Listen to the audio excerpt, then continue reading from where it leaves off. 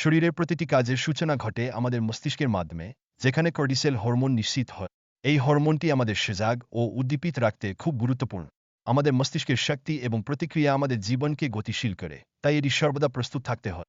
এখন আসুন হজম প্রক্রিয়ার কথায় নজর দিই।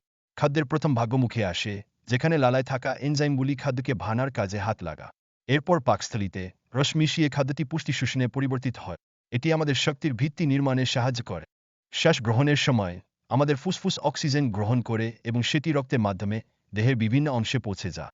হৃদের স্পন্দন ও রক্ত পাম্প করার এই প্রক্রিয়া শরীরের শক্তি সরবরাহের একটি অপরিহার্য উপাদান। এটি সত্যি এক অবিশ্বাস্য চক্র, যা আমাদের প্রতিটি মুহূর্তে জীবন দেয়। আপনার শরীরে 600টিরও বেশি পেশি রয়েছে, যা আপনার হাড়গুলোকে সরানোর জন্য সংকুচিত ও শিথিল হয়।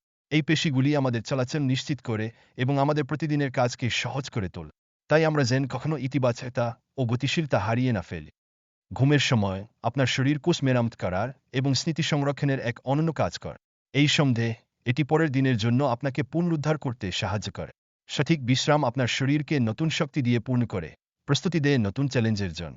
আপনার শরীর কঠোর পরিশ্রম করে জীবিত এবং সুস্থ থাকার জন্য। এটি একটি অসাধারণ ব্যবস্থা, যা আমরা প্রায়শই অবহেলা করি। তাই আসুন আমরা নিজেদের শরীরের প্রতি শ্রদ্ধাশীল হই এবং এর প্রতিটি মুহূর্তের মূল্য বুঝতে শিখি।